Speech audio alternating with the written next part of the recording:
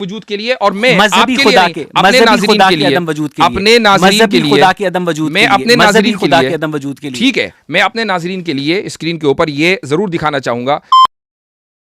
National academy of science का इक़्तिबास है, आप भी देख सकते हैं। Science doesn't have the process to prove और disprove the existence of God. Science studies and attempts to explain only the natural world while God in most religion is supernatural. In most religion, in most religion, ये religious खुदा की बात हो रही है, ये religious खुदा की बात हो रही है। स्टेटमेंट मैं आपको दोबारा पढ़ के सुनाता हूं जो कि आप पढ़ने से गुरेज कर रहे हैं कि science does not have the process to prove और disapprove the existence of religious God.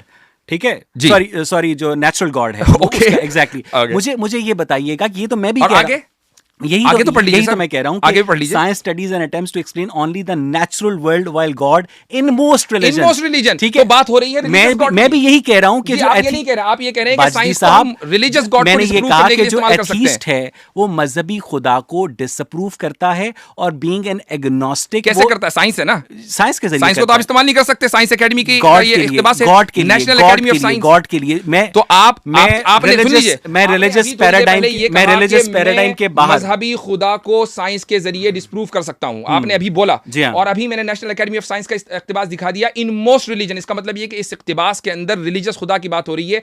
National academy of science कोई छोटी मोटी चीज नहीं है, आपसे बढ़कर मोटी चीज नहीं है। तो जब वो ये कह रहे हैं, जब ये साइंसदानों का ये मुत्तफिका मौकिफ इस वेबसाइट के ऊपर उनके इख्तिबास में आ गया कि आप रिलीजियस खुदा को भी साइंस के जरिए डिसप्रूव नहीं कर सकते, तो आप किस दलील का इंतजार कर रहे हैं कि खुदा को मानेंगे? जब मुझे लगता है कि मैं रिलीजियस गॉड को साइंस के जरिए डिसअप्रूव कर सकता हूं। ये आपकी सब्जेक्टिव ओपिनियन है, उसके लिए मैं नहीं समझता कि साइंस आपके पास कोई दलील है। साइंस के अंदर कोई भी क्या कहते हैं हतमी चीज नहीं होती है, और साइंस जो है वो अपने आप को बतदरीज प्रोसेस के जरिए बेहतर करती चली जाती है। आपको याद होगा, नेशनल एकेडमी ऑफ साइंस के बजाय आप अपनी साइंस पर एतमाद करते हैं। आपको याद होगा कि साइंस जो है कभी ईथर की मौजूदगी का दावा किया करती थी। हम तो साइंस को मानते ही एवर चेंजिंग है, ठीक है। और जो आप रिलीजन को एब्सोल्यूट मानते हैं, तो मैं यही आपको बताने की कोशिश कर रहा हूं वाजदी साहब कि जो मजहबी खुदा है उसकी मौजूदगी को हम साइंटिफिक रैशनल से डिसअप्रूव कर सकते हैं, लेकिन जो हमारे पास इस कायनात का अगर कोई क्रिएटर है तो उसके बारे में हमारे पास उसे प्रूव और डिसअप्रूव करने का फिलहाल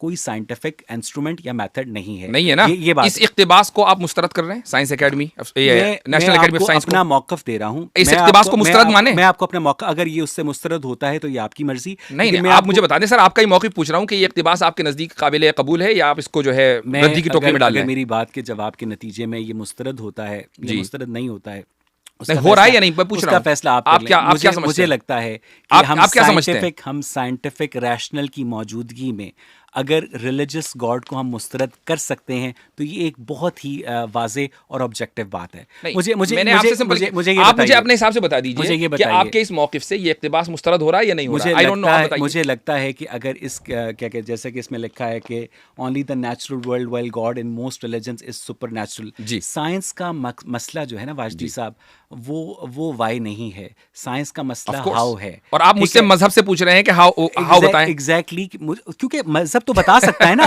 मजहब तो बता सकता है कि वाई, मजहब ने तो दावा किया है कि भाई हमने इंसानों को बनाया है, हमने इस कायनात को बनाया है। जब हम पूछते हैं कैसे बनाया, कहते पता नहीं। जब हम बताते हैं कहां बनाया, कहते पता नहीं। जब आपके दावे की मौजूदगी को जब हम टेस्ट करते हैं साइंस की बुनियाद पर, कि जिसका काम रैशनल की बुनियाद पे, अक्ल की बुनियाद पे, दलील की बुनियाद पे। आप देख रहे हैं कि कंफ्यूजन कितना है। एक तरफ आप ये कहते हैं कि जी हम साइंस की बुनियाद पर गॉड को एग्जिस्ट मान ही नहीं सकते, चलो ठीक है हमने मान लिया। जब आपको हम इख्तिबास दिखाते हैं तो आप उसको डिसप्रूव कर देते हैं। आप ये कहते बताइए कि आप की टोकरी में डाल दिया जाए, तो भाई वो कौन सी साइंस है कि जिसको हम माने? क्या सिर्फ दुनिया के अंदर अवैस इकबाल साहब की साइंस चलेगी? अब क्या हम पाकिस्तान और इंडिया और अमेरिका के स्कूलों और कॉलेजों से साइंस हटाकर अवैस इकबाल साहब का निसाब चला दें?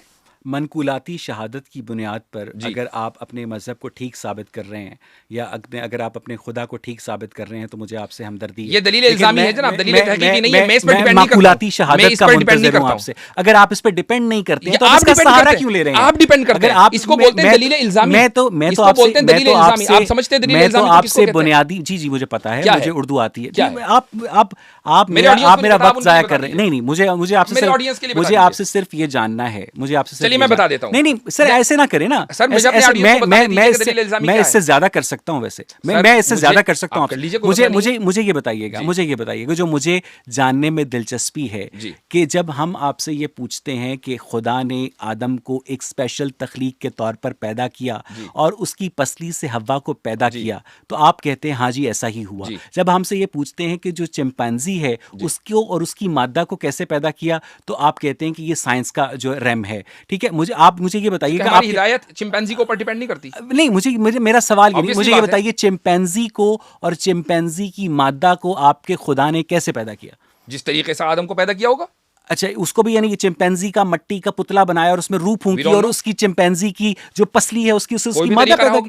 यार खुदा का खौफ करें। खुदा तो आपके नजदीक मौजूद नहीं कि खुदा का खौफ करूं। इस तारे में कह रहा हूं, मुझे बता दीजिए कौन सा वाला खुदा है। इस तारे में कह रहा हूं कि आप अपने बच्चों को 21वीं सदी में ये पढ़ाने जा रहे हैं। नहीं, वैसे इकबाल साहब की साइंस पढ़ाएं, मुझे ये बताइए, जो साइंस एकेडमी की साइंस ना मानती मुझे हम वो वाली साइंस पढ़ा लें। आप मुझे बता दीजिए कि मेरी साइंस पढ़ा दो, हम यहां से स्कूल से खत्म कर देंगे और आपको अपना निसाब का जो है बना देंगे। आप ये बता रहे हैं कि इस कायनात के खुदा ने इस जमीन पर मौजूद तमाम अनवाओ इकसाम को, जिनमें डायनासोर्स हैं, जिनमें चिंपैंजीज हैं। सर आप मेरी बात बीच में नहीं टोकेंगे। आप गलत जा रहे हैं। मुझे एवोल्यूशन के ऊपर मैं आपको रोकूंगा इसलिए कि we are going in the wrong direction. Sir आप ये अपने जवाब में कहिएगा, ये बात आप अपने जवाब में कहिएगा। मुझे आप 30-40 सेकंड की एक साइलेंट विंडो दे दीजिए, उसके बाद आप अपना जवाब दीजिए। मैं आपकी बात को नहीं टोकूंगा बीच में, क्योंकि इस तरह ना वो गुफ्तगू का जो वो टेम्पो है वो इधर उधर हो जाता है। ठीक है, मुझे ये बताइएगा कि अगर इंसान को और चिंपैंजी को और ज़राफ़े को, तमाम इस ज़मीन पर मौजूद जानदारों को आपके अल्लाह ताला ने मट्टी का पुतला बनाकर बनाया है, तो ये आज 21वीं सदी में आप ये अभी आपने कहा कि उनको भी ऐसे ही बनाया जिस तरह से आदम और हव्वा को बनाया। ऐसे नहीं, मैंने ये कहा कि उनको अल्लाह ताला ने आदम अलैहिस्सलाम को जिस तरीके से अपने हुक्म के जरिए वजूद बख्शा है, ऐसे ही तमाम कायनात को और उसके अंदर तमाम जानदार हैं उनको भी वजूद बख्शा है। मेरा यह दावा या किसी भी मजहब का यह दावा हरगिज़ नहीं है कि जिस तरीके से आदम अलैहिस्सलाम का पुतला बना था ऐसे ही चिंपैंजी का भी पुतला बना होगा और ऐसे ही जो है वो जो दूसरे भी हैवानात हैं उनका पुतला। हमारा ये दावा नहीं है, चूंकि ये मजहब की फील्ड नहीं है, ये साइंस की फील्ड है। ये आप बताएंगे हमारी फील्ड क्या है कि हिदायत किसके ऊपर डिपेंड करती है। हिदायत आदम के वजूद के तस्लीम करने पर डिपेंड करती है। ये मजहब बताएगा कि आदम मौजूद थे या नहीं थे, एंड दैट्स इट। कुरान करीम तमाम रिलीजियस फिनोमेना को नहीं बताता है, कुछ रिलीजियस फिनोमेना को बताता है। मैं हैरत में हूं कि आप दिन रात साइंस करते हैं और इतना मोतबर इक़्तिबास आपके सामने आ गया और उसमें यह लिखा हुआ है कि आप मजहब को साइंस की बुनियाद पर या मजहबी खुदा को जज कर ही नहीं सकते, फिर आपको साइंस चाहिए। तो ये जो कॉन्ट्रडिक्शन है आपके वर्ल्ड व्यू में, आई फेल टू अंडरस्टैंड कि भाई इसमें वाकई सिंसियरिटी कहीं है कहीं नहीं, यह एक जिद है। आई एम सॉरी कि मेरे अल्फाज आपको बुरे लग रहे होंगे, लेकिन मुझे ऐसा लग रहा है कि ये एक तरह का इसमें सिंसियरिटी नहीं बल्कि एक तरह के समझ लीजिए कि जिद है कि नहीं मुझे मानना नहीं है, चाहे कुछ भी हो जाए मैं साइंस का सहारा लूं, इधर जाऊं उधर जाऊं, लेकिन मानना नहीं है। तो ठीक है, वो एक अलग मसला है, वो आपकी पर्सनल ओपिनियन है। लेकिन अब चूंकि आपका ये आर्गुमेंट आ गया है साइंस वाला जो मैंने डिबंक कर दिया, अब मैं अगले नहीं आपने खुद से डिबंक कर दिया। नहीं ऐसा नहीं है, मैंने डिबंक किया। नहीं ये आपने अपनी दानिश में डिबंक किया। मेरी ही दानिश। मुझे ये बताइएगा कि आपके नजदीक अगले आर्गुमेंट पे चले। नहीं सर, मेरी आपका आर्गुमेंट तो हो गया सर, मेरा तो अगला नहीं आया ना। आदम, मेरा अगला आर्गुमेंट नहीं आया। मैं उसी सवाल पर हूं। अब ये हम पब्लिक को डिसाइड कर लेंगे। अभी मैंने 40 सेकंड बोला और उसके बाद आपने 2 मिनट बोला। आपने जब 2 मिनट बोला मैंने आपको नहीं टोका, तो जब आप मुझे 40 सेकंड की हम आगे नहीं बढ़े भाई सर, इसलिए कि आप जो हैं वो क्या कहते हैं डग मुझे आपसे समझना है कि मुझे आपसे ये समझना है कि अगर आदम और हव्वा को आपके खुदा ने स्पेशली तख्लीक किया और बकिया जानदारों को क्या कहते हैं उसने इवॉल्व होने दिया, यानी जो थ्योरी ऑफ एवोल्यूशन है वो बकिया लाइफ फॉर्म के लिए ठीक है और आदम और हव्वा के लिए गलत है। ये मेरा मौक़िफ़ चूंकि एवोल्यूशन के ताल्लुक से जो भी है, मैं इस वक्त उस मौजू पर बात नहीं करना चाहता, चूंकि हमारी जो नहीं आपने आदम की जब लेट मी कंप्लीट, ठीक है, चूंकि आपने कहा कि मैं फुल बोलूं। एवोल्यूशन के ताल्लुक से आपकी जो डिबेट है वो कैसर राजा साहब से हो गई है, ठीक है। अगर आप मुझसे एवोल्यूशन पर बात करेंगे तो मैं एवोल्यूशन पर भी बात करने के लिए तैयार हूं, लेकिन आज नहीं, क्योंकि I won't let you go away from the concept of God. तो अब मैं इसका जवाब नहीं, मैं भी मेरी बात मुकम्मल नहीं हुई। तो हम एवोल्यूशन के किसी भी मौजू के ऊपर गुफ्तगू नहीं करेंगे कि कैसे उसकी तख्लीक हुई, कैसे, ये ना मेरी बुनियादी तौर पर, हालांकि मेरा अपना एक मौक़िफ़ है इसमें, लेकिन मेरी बुनियादी तौर पर ना ये फील्ड है और ना ही मैं इसके ऊपर फिलहाल आज की तारीख में इस वक्त डिबेट करने में दिलचस्पी रखता हूं, चूंकि हमारे डिबेट का मौजू है एग्जिस्टेंस ऑफ गॉड, हम उसी पर रहेंगे, उससे नहीं हटेंगे। आपको अगर एवोल्यूशन में दिलचस्पी है तो कैसर राजा साहब की स्ट्रीम दोबारा देख लीजिएगा। अच्छा, आप जी। अगर अब मेरे पास 40 सेकंड है, जी। एग्जिस्टेंस ऑफ गॉड को साबित करने के लिए जी।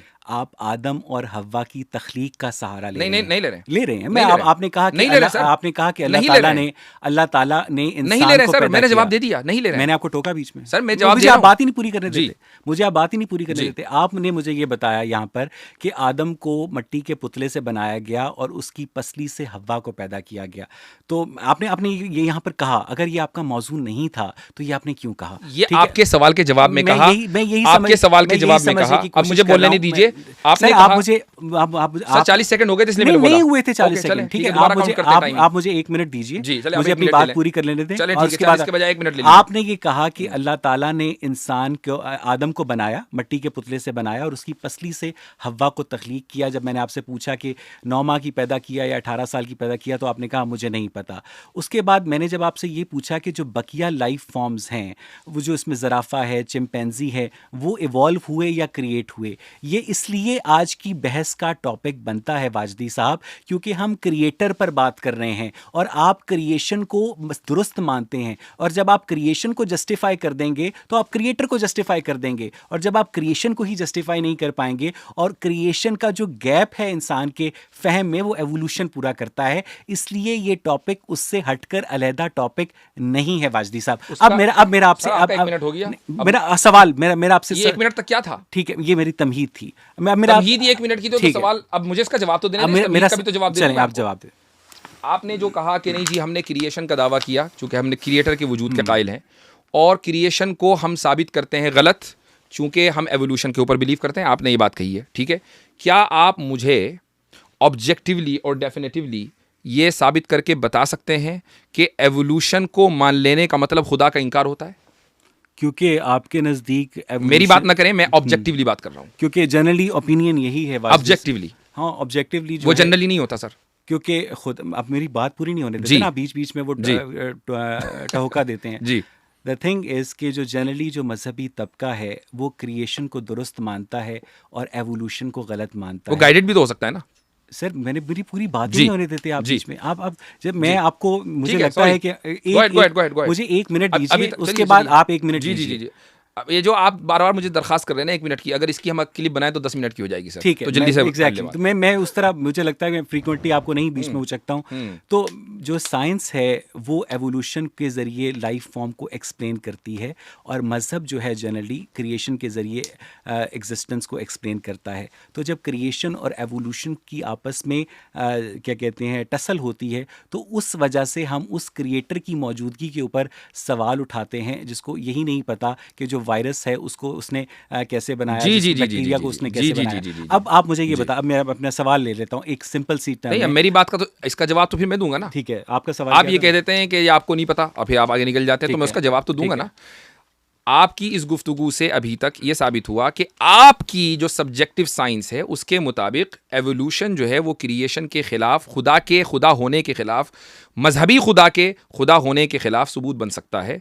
आपने जो नेशनल एकेडमी ऑफ साइंस है उसका इक्तिबास रद्दी की टोकरी में डाल दिया है। मैं नहीं समझता कि नाजरीन आपके ऊपर ज़्यादा एतमाद करेंगे और नेशनल एकेडमी ऑफ साइंस के ऊपर एतमाद नहीं करेंगे। तो अब उनको आप डिसाइड कर लेने दें कि हम एवोल्यूशन, अब हम आगे बढ़ें। चूंकि एवोल्यूशन को, एवोल्यूशन के हम इस गिरदाब में अगर रहेंगे तो चूंकि मैं अगर ये कह रहा हूं, सुन लीजिए, मैं अगर ये कह रहा हूं, मेरी बात मुकम्मल कर लूं। मैं अगर ये कह रहा हूं कि एवोल्यूशन ऑब्जेक्टिवली डेफिनेटिवली खुदा के अदम वजूद की दलील नहीं है, आप इसको साबित कर दें तो शायद बात कुछ बने, लेकिन आप इसको साबित नहीं कर पा रहे हैं। चूंकि जो फरीक मुखालिफ है, आपका फरीक मुखालिफ है, उसमें से एक बड़ी तादाद उन लोगों की है जो एवोल्यूशन को गाइडेड मानते हैं, जो एवोल्यूशन को गाइडेड मानते हैं और गाइडेड बाय गॉड मानते हैं। तो एवोल्यूशन खुदा के एग्जिस्टेंस के खिलाफ कभी भी दलील नहीं है। आप एवोल्यूशन को डिवाइडेड बाय, मैं इसीलिए कह रहा हूं कि हम अपने, मेरा मौकिफ क्या है ये मैं जहां मुझे बताना होगा मैं बयान करूंगा। मैं एवोल्यूशन के ऊपर गुफ्तगू इसीलिए नहीं करना चाहता क्योंकि हम डिरेल हो जाएंगे। हम एवोल्यूशन पर बात नहीं कर रहे हैं, हम बात कर रहे हैं खुदा के वजूद के जो दलाइल हैं उनके ऊपर। आपने अपनी एक दलील दी एवोल्यूशन वाली, ठीक है, मैंने उसको दलील समझकर मान लिया, उसका मैंने जवाब दे दिया। Now can we move on?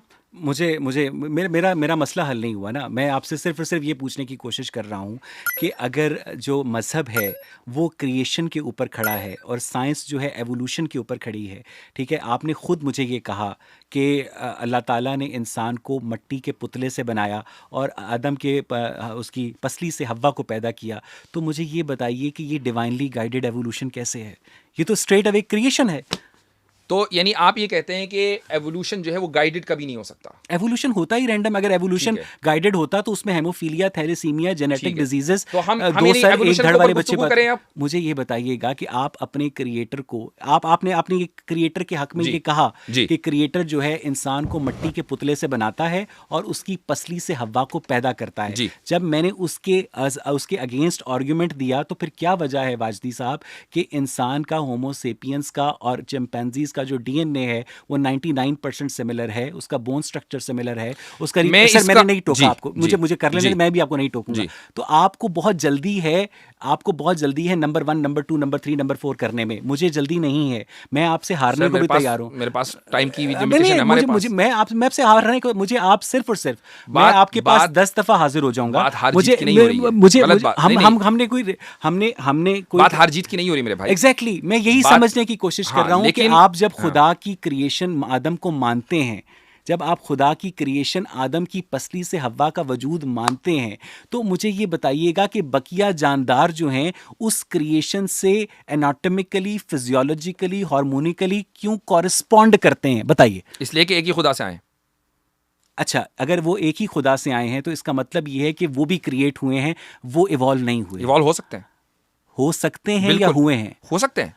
अच्छा, वो इतना तो आपको भी नहीं पता सर। एक ही खुदा से आए हैं। जो दलील कैसर राजा साहब ने आपको दी थी एवोल्यूशन के खिलाफ, आप उनमें से किसी भी एक दलील का जवाब नहीं दे पाए। तो और मैं इसीलिए उसको रिपीट नहीं करना चाह रहा हूं कि हमारा जो मौजूद, हमारे जो ऑडियंस है ना, वो एवोल्यूशन पर नहीं सुनना चाह रहे हैं मुझसे, वो सुनना चाह रहे हैं खुदा के वजूद पर। मुझे ये बताइए, तो अब अगर हम एवोल्यूशन के, इसीलिए मैं कह रहा हूं कि ये एवोल्यूशन, इसीलिए हम एवोल्यूशन के गिरदाब में पड़े रहेंगे। आपने मुझसे ये सवाल पूछा ना, मैं अपनी बात मुकम्मल कर लूं ना। आपने कहा कि जी डीएनए मैच कैसे करता है, मैंने उसका जवाब दे दिया, इसलिए कि एक खुदा ने बनाया है। अगर 10 खुदा होते तो डीएनए मैच ना करता, खुदा ही एक है इसलिए डीएनए मैच करता है। तो अगर यही बात है कि सैमसंग बनाने वाले के सैमसंग के सारे फोन सिमिलर हैं, सेम नहीं है, सिमिलर हैं, तो अब हम एवोल्यूशन की जो दलील है, एक दलील आ गई है, मैं अब आगे बढ़ना चाहता हूं दूसरी दलील की तरफ। आप सवाल ये कि दूसरी दलील को क्यों नहीं सुनना चाह रहे? क्योंकि आप मुझे पहली दलील के ऊपर मुतमईन नहीं कर। कोई बात नहीं, ठीक है, मुतमईन करना मेरा काम नहीं है ना मेरा भाई। मेरा मसला सिर्फ मुतमईन करना मेरा काम नहीं है। ठीक है, मुझे सिर्फ ये बताइए कि अल्लाह ताला ने अगर इंसान को स्पेशल क्रिएशन के जरिए क्रिएट किया है, ठीक है, स्पेशली क्रिएट किया है, ठीक है, और उसके बाद बाकायदा उससे सजदा, वो सारी फरिश्तों को उससे सजदा भी करवाया है और उसकी पसली से हवा को पैदा भी किया है, तो बकिया जो लाइफ फॉर्म्स हैं वो क्या स्पेशली क्रिएट हुई हैं या इवॉल्व हुई हैं? इसलिए कि वो मुकल्लफ नहीं है। मुकल्लफ सिर्फ इंसान है, तो इंसान की तख्लीक को आप ये कह सकते हैं कि ये स्पेशल है, लेकिन बकिया जो लाइफ है वो मुकल्लफ नहीं है। वो किसी भी तरीके से तख्लीक हो सकती है, वो गाइडेड भी हो सकती है, वो जिस तरीके से हज़रत आदम को पैदा किया उस तरह भी हो सकता है, वो इवॉल्व भी हो सकता है। अच्छा, वैसे तो अब आपको अब आप ही कुछ नहीं, कैसे, कितनी अजीब बात है, कितनी अजीब बात है कि जो मुकल्लफ इंसान है और जो गैर मुकल्लफ चिंपैंजी है, उनका डीएनए स्ट्रक्चर बहुत सिमिलर है, उनका बोन स्ट्रक्चर बहुत सिमिलर है। शऊर भी सेम है? नहीं, शऊर सेम नहीं है। क्यों नहीं है? मुझे ये बताइएगा कि अगर बकिया लाइफ फॉर्म्स इवॉल्व हो रही हैं और इंसान जो है मुकल्लफ है, खुसूसी तौर पर तख्लीक हो रहा है, तो आज हम दुनिया भर की यूनिवर्सिटीज़ में अब जो जितनी भी हमारे पास साइंटिफिक एकेडमिया है, उनको हम ये बताएंगे कि अल्लाह ताला ने इंसान को मुकल्लफ पैदा किया है। उनको मैं बताता हूँ क्या बताएंगे। उनको हमने ये बताया कि इंसान को मिट्टी के पुतले से पैदा किया। नहीं, मैं बताता हूँ क्या बताएंगे। उस हवा की, सर मैं बता रहा हूँ क्या बताएंगे, ये बताएंगे। नहीं, मैं बताता हूँ क्या बताएंगे। हम ये बताएंगे उनको कि उवैस इकबाल साहब ने एक नई साइंस ईजाद की है जो नेशनल एकेडमी ऑफ साइंस से बिल्कुल अलग है, और वो ये कहना चाहते हैं कि अब साइंस का जो आर्ग्यूमेंट है वो लाजमान और लामकान खुदा के खिलाफ, उसको डिस्प्रूव करने के लिए इस्तेमाल होगा। हम ये पढ़ाएंगे आइंदा से। अब आप इस पर खुश हो तो बोले। मैंने आपसे ये सवाल नहीं किया था, मुझे ये बताइएगा नेशनल एकेडमी ऑफ साइंसेस के नजदीक इंसान जो है क्रिएट हुआ था या इवॉल्व हुआ था? इवॉल्व हुआ था, ऑब्वियसली बात है। तो इसका मतलब ये है कि जो नेशनल एकेडमी ऑफ साइंसेस के नज़दीक इंसान इवॉल्व हुआ था, उससे आप इंसान की क्रिएशन को जस्टिफाई कर रहे हैं? नहीं, आपको दलील दे रहे हैं, चूंकि वो मुकद्दस सहीफा आपके लिए है, मेरे लिए नहीं है। इसका मतलब वो मुकद्दस सहीफा आपके लिए है, चूंकि आप साइंटिस्टिक माइंड रखते हैं, मैं नहीं रखता। तो इसलिए मैंने आपको वो इख्तिबास से इसी को मैं दलील इल्जामी कहता हूं। और अब मैं अपने ऑडियंस को समझाऊंगा कि दलील इल्जामी किसे कहते हैं। दुनिया भर की होल्ड ऑन दलील इल्जामी आपके लिए गुफ्तगू कर लें जी, आप ऑडियंस से गुफ्तगू कर लें, तो फिर हम इसको रिकॉर्ड ही ना करें। नहीं, यही तो मैं कह रहा हूं ना, जब आप मेरी तरफ देखकर मुझसे गुफ्तगू कर रहे हैं तो ऑडियंस ऑटोमेटिकली देख रही है, तो ऑडियंस को पता तो चलना चाहिए ना कि दलील इल्जामी क्या चीज है। मुझे ये बताइएगा कि दुनिया भर की यूनिवर्सिटीज में वाजिदी साहब जो हैं इंसान की तख्लीक को एवोल्यूशन के जरिए पढ़ाने के हक में है या क्रिएशन के जरिए पढ़ाने के हक में है? मैं समझता हूं कि अगर यूनिवर्सिटीज जो भी एग्जिस्टिंग उनका मॉडल है उसमें वो क्रिएशन का इजाफा कर लें और ऑनेस्टली अपनी ऑनेस्टी दिखाएं इसमें कि भाई नहीं, ये हो सकता है कि गाइडेड एवोल्यूशन हो, तो हमें कोई वो नहीं है मसला। जो इंसान है वो गाइडेड एवोल्यूशन के नतीजे में आया या सडन क्रिएशन के नतीजे? ये साइंस, ये आप लोगों का काम है, आप डिस्कवर कीजिए। नहीं, खुदा ने इंसान को बनाया है, यहां तक बात है। अब वो वहां तक कैसे पहुंचा है ये खुदा ने हमें नहीं बताया, ये साइंस का काम है। आप वो सवाल मुझसे कर रहे हैं कि जिसका जवाब आपको देना चाहिए था। मैं और बार बार मैं कह रहा हूं कि हमारे ईमान और हिदायत की बुनियाद आदम के वजूद का प्रोसेस नहीं है, आदम का वजूद है। अगर हम ये कहते हैं कि नहीं, हमारे ईमान की बुनियाद और ये है कि आदम के वजूद का प्रोसेस क्या है, और फिर हम उस प्रोसेस को न बयान करते, तो आप हमसे सवाल करते। प्रोसेस की जिम्मेदारी तो आपकी है, साइंस की है, ना कि मजहब की। That is the point. सही मुस्लिम की जो हदीस है जिसके मुताबिक हजरत आदम को, I will not discuss any hadith.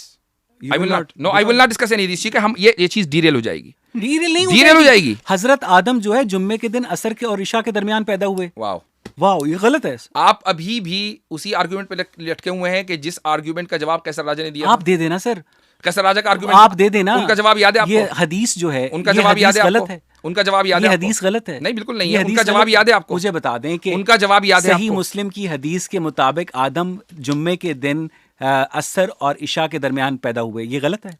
अगर हम इस पूरी कायनात को 1 घंटे में मान लें तो ये दुनिया कितने मिनट पर वजूद में आई थी? वो आपने शायद कॉस्मिक कैलेंडर की बात कर रहे हैं, कार्ल सेगन की। वो 1 घंटा नहीं है, वो 1 ईयर है। चलिए 1 साल मान लें। ठीक है, वो 1 साल मान लें। 1 साल मान लें। 1 साल आ गया था, यानी साल में वजूद में आ गया था जब कायनात बन रही थी। उसमें क्या साल वजूद में आ गया था जब कायनात बन रही थी? सर वो एक फर्जी हाइपोथेटिकल ईयर है। हाइपोथेटिकल है ना, ये भी हाइपोथेटिकल है। अच्छा, ये भी इस्तिआरा है। अच्छा, ये भी इस्तिआरा है। की जो हदीस तो आपके यहाँ इस्तिआरा है। साइंस में जो इतनी रियलिस्टिक है, मुस्लिम की जो उसमें हदीस इस्तिआरा अलाउड है। और जो चीजें कुरान और साइंस में इस्तिआरा अलाउड है, आप ही तो कह रहे हैं। क्या? अभी तो आपने कहा कि हाइपोथेटिकल है। वो मॉडल समझाने के लिए, ये भी समझाने के लिए। अच्छा, ये वैसे ऐसा हुआ नहीं था, ऐसा हुआ नहीं था, कोई जरूरी नहीं है। अच्छा, ठीक, ये सिर्फ समझाने के लिए है। तो इसलिए ये आप यही बात है ना कि आप हदीसों की लफ्फाजी के पीछे, अल्फाज के पीछे छुप कर आप ये कहते हैं कि नहीं ये हदीस गलत है। जब हम ये कहते हैं कि ये इस्तिआरा है तो आप उसको तस्लीम नहीं करते। क्या किसी लैंग्वेज में इस्तिआरा नहीं होता?